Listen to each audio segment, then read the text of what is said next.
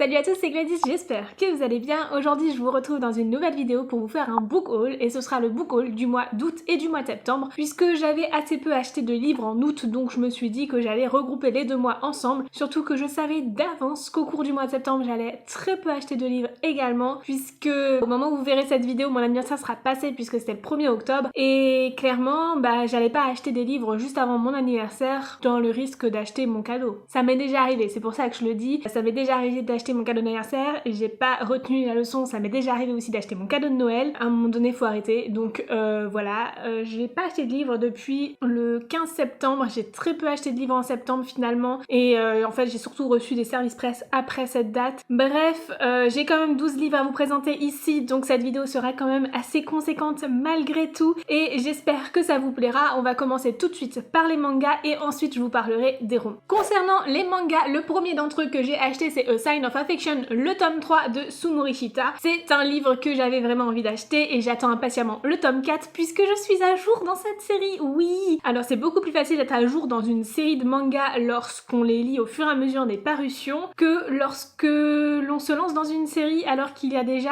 une quinzaine de tomes d'écrits, bien évidemment. Mais voilà, ces mangas-là, ils se lisent extrêmement rapidement. Je pense qu'en une demi-heure, je le lis à chaque fois. Et j'adore l'histoire, c'est tout doux, c'est tout mignon, c'est vraiment une bulle de bonheur et d'air frais. C'est pas non plus un truc exceptionnel, mais pourtant, avec moi, ça marche super bien et j'ai toujours envie d'en savoir encore plus et de continuer cette histoire. Alors, si vous n'avez jamais eu le résumé de ce roman ou si vous vous en souvenez plus, ici, on suit Yuki, qui est une jeune fille sourde muette et qui va un jour rencontrer Itsumi, un jeune homme qui voyage énormément. Ça va être un coup de foudre pour Yuki, franchement là pour le coup c'est trop rapide, hein. C'est trop rapide, j'aime pas trop. Mais bref, c'est un coup de foudre pour Yuki et elle va se rapprocher d'Itsumi. Itsumi va lui demander de l'aide pour apprendre la langue des signes puisqu'en fait Itsumi est polyglotte mais ne connaît pas la langue des signes, donc ça va être l'occasion pour lui de découvrir cette langue là. Ils vont se rapprocher et tout, enfin bref, vous vous en doutez, il y a une romance super mignonne. Alors elle commence trop rapidement à mon goût, mais j'aime trop ces personnages, je trouve qu'ils ont vraiment une belle alchimie. C'est vrai qu'on est bien immergé dans la tête de Yuki et on se pose aussi un peu les mêmes questions qu'elle finalement, on se met à sa place et on se rend compte que y a beaucoup de choses en fait que l'on peut faire en tant que personne entendante qui ne sont pas forcément toujours très cool pour les malentendants, du genre porter un masque, bon ça t'as pas le choix, c'est les règles sanitaires, mais bref, vous voyez le genre de problème qu'elle peut avoir et je trouve que c'est très bien retranscrit. On voit en fait souvent le texte tel que Yuki le lit sur les lèvres des personnes et on a des lettres qui sont inversées qui montrent la difficulté qu'elle a justement à comprendre tous les mots en fait lorsque les gens parlent. Alors nous on arrive à comprendre le sens et tout, mais c'est vrai que le fait d'inverser certaines lettres ça permet vraiment de comprendre cette difficulté que Yuki a à lire sur les lèvres et du coup je trouve ça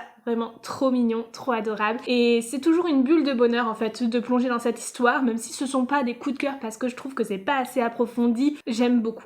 J'aime beaucoup, voilà. Ensuite, toujours sur le thème de l'handicap, cette fois-ci, on parle d'handicap physique et j'ai acheté le tome 2 de Perfect World de Ri Haruga. C'est un livre qui me faisait très envie puisque j'ai lu le premier tome et je l'ai beaucoup aimé. Ici, on va suivre un couple qui va se rencontrer lors d'une réunion d'entreprise et en fait, c'était un couple qui existait déjà à l'époque où ils étaient lycéens. Sauf qu'entre-temps, le jeune homme a vécu un accident et se retrouvait handicapé physique et malgré tout, leur amour est toujours présent et ça va être beaucoup de questionnements sur comment faire, comment accepter de sortir avec quelqu'un qui est handicapé, à la fois du côté de la personne valide et aussi du côté de la personne handicapée qui se sent pas légitime en fait et qui a l'impression de freiner l'autre personne dans ce développement de sa vie. Bref, c'est vraiment adorable, on va discuter ces sujets là et je trouve que c'est très bien mis en avant et j'aime beaucoup ce manga donc forcément après avoir adoré le premier tome, c'était une évidence que j'allais acheter le deuxième et j'ai hâte de le lire parce que je me suis fixée de acheter la suite seulement lorsque j'aurai lu ce tome là. C'est très difficile pour moi parce que j'ai tendance à tout acheter d'un coup. Vous allez le voir dans cette vidéo. Je me suis fixé cet objectif de vraiment attendre d'avoir lu un tome avant d'acheter le suivant, histoire de ne pas me décourager en ayant je ne sais combien de tomes d'avance dans ma bibliothèque. Ensuite, bien évidemment, puisque je vous dis que dans un cas, je veux attendre de lire chaque tome avant d'acheter le suivant, il a bien fallu que je craque et que j'achète les 2 premiers tomes de l'Atelier des Sorciers directement. Mais oui, je ne suis pas cohérente, c'est comme ça. L'Atelier des Sorciers est un manga qui me fait extrêmement envie depuis très longtemps. On le voit beaucoup sur Bookstagram. Il fait partie du peu de mangas qui sont lus et démocratisés sur le Bookstagram francophone qui parle principalement de romans. Oui, parce que c'est les comptes que je suis pas de compte uniquement manga, donc voilà. J'ai très envie de le découvrir, j'ai toujours pas lu le premier tome, j'attends le mois d'octobre pour le lire. Je ne sais pas encore si je le lirai courant du mois d'octobre ou si je vais attendre le challenge des terreurs parce que bon, ça me ferait 10 points, c'est pas énorme, mais c'est toujours ça de prix pour des lectures très rapides. Ici, on va suivre Coco qui est une jeune fille qui est fascinée par la magie et qui un jour va être témoin de quelqu'un qui lance un sortilège et en fait elle va essayer de l'imiter sauf qu'elle va utiliser une magie interdite. Voilà, globalement le résumé, j'ai hâte de voir ce qu'il va en devenir. Et je sens que ça va être vraiment super chouette, voilà. Moi aussi je suis fascinée par la magie, donc voilà, j'ai trop hâte de lire ça. On peut maintenant passer au roman et il y a des pépites dedans, franchement. Vous n'êtes pas prêts. Premièrement, je me suis racheté Outlander, le premier tome de Diana Gabaldon, mais cette fois-ci dans l'édition collector de J'ai lu, qui est juste magnifique. On est sur un livre relié, avec une couverture rouge brique très belle, beaucoup de dorures, une tranche dorée et un signet. Le signet c'est très important, je trouve ça vraiment super pratique d'avoir un signet directement dans les romans et ça rajoute toujours une petite touche en plus, un peu plus qualitative sur les livres reliés. J'étais trop contente de tomber sur ce livre et j'avais vraiment envie de l'acheter. J'avais déjà ce premier tome en livre papier que je n'ai même pas lu puisque Outlander je l'ai essentiellement écouté en livre audio. J'en suis au milieu du tome 5 puisqu'il est divisé en 2 livres audio, voilà, je me suis arrêtée au milieu. Peut-être qu'un jour je continuerai cette saga, je ne sais pas, mais j'adore Claire et Jamie, j'adore cette histoire. On traite quand même de sujets très sensibles là-dedans, donc attention, hein, voilà. Outlander, c'est l'histoire de Diana qui va voyager avec son mari juste après la guerre pour leur lune de miel en Écosse du coup. Et en fait, ils se sont mariés juste avant la guerre, ils ont quasiment jamais vécu ensemble, enfin bref. Et lors de cette lune de miel, elle va toucher un cercle de pierres et passer à travers les pierres, voyager dans le temps et se retrouver, je crois que c'est 200 ans dans le passé, à une époque où il y a également la guerre, mais où du coup les clans d'Écosse sont bien en place et tout ça, enfin c'est vraiment une époque bien différente et très difficile. Diana est infirmière de guerre et du coup elle va pouvoir essayer d'aider les gens, sauf qu'elle va passer pour une sorcière puisqu'elle connaît des remèdes que personne ne connaît à cette époque-là, des manières de faire, et puis c'est une femme forte, une femme indépendante, alors que à cette époque-là les femmes sont vraiment soumises. Ça va être très compliqué pour elle et elle va se retrouver mariée de force à Jamie alors qu'elle essaye de tout faire pour retrouver son époque, pour revenir dans le présent et retrouver son mari. Et j'aime trop cette histoire, voilà, j'adore Jamie, j'y peux rien. Et j'espère juste qu'une chose, c'est qu'un jour j'ai lu Entendre mes prières et édite toute la saga dans cette collection collector parce que c'est juste trop beau les gars. Du coup j'ai revendu mon exemplaire broché classique et je garde que celui-là, mais j'espère vraiment pouvoir avoir tous les tomes dans cette édition un jour. Franchement j'ai lu, si un jour vous passez par là, s'il vous plaît répondez-moi et dites-moi si vous le faites ou pas et me laissez pas dans le doute parce que je leur ai envoyé un DM sur Insta mais ils l'ont probablement jamais vu et ne m'ont jamais répondu. Je suis trop dégoûtée parce que j'aurais bien aimé savoir si c'était un espoir vain ou pas. Alors je vous présente vraiment mes achats dans n'importe quel ordre puisque celui-ci, si je me souviens bien, je l'ai acheté au tout début du mois d'août. C'est La vie invisible d'Adi Larue de V.E. Schwab. J'ai jamais lu de livre de cette autrice et celui-ci me faisait extrêmement envie, surtout après avoir lu les avis de Juliette et Louise. Elles en sont fans, clairement. Je l'ai acheté au début du mois d'août parce que je suis allée voir Annabelle et j'avais envie de lui offrir. Et du coup, je me le suis acheté aussi. Voilà, donc je vais sûrement le lire en lecture commune avec elle, je ne sais pas. Mais c'est vraiment une histoire que j'ai hâte de lire. Ici, on va suivre l'histoire de Adi Larue, qui est une jeune femme qui va faire un pacte avec un démon. Et en fait, en signant ce pacte, elle va pouvoir vivre éternellement, mais en contrepartie, personne ne se souviendra d'elle. Toutes les personnes qu'elle va rencontrer vont oublier qui elle est, oublier son visage et ne pas la reconnaître dans la rue. C'est très étrange et on va suivre du coup Addie sur plusieurs siècles. Elle va vivre des choses exceptionnelles, elle va essayer de marquer le monde à sa manière sans qu'on se souvienne d'elle et je trouve ça vraiment très original. C'est pas du tout le genre de roman que je lis habituellement et pourtant ça a l'air vraiment hyper intéressant et j'ai hâte de voir ça. Je pense qu'on va avoir vraiment un côté très historique qui va être ancré dans cette histoire et j'adore l'histoire donc ça va être vraiment super chouette. Bref, vous l'avez vu, je suis vraiment emballée par ce roman et j'ai hâte de pouvoir le lire. Je ne sais pas du tout quand est-ce que je le lirai, honnêtement, mais voilà, j'ai trop hâte. Et je trouve cette couverture vraiment juste magnifique, beaucoup plus belle que la VO finalement. J'aime beaucoup l'effet qu'ils ont fait. Alors elle est très fragile comme couverture et c'est dommage que sans ce papier là en dessous, en fait, on a juste l'image de couverture mais derrière le dos est blanc et tout ça. Vraiment toutes les infos sont sur le papier mais voilà, je trouve ça vraiment super bien fait, l'effet qu'ils ont fait pour avoir ce visage flouté qui montre vraiment qu'on ne le reconnaît pas en fait et qu'on ne le retient pas non plus.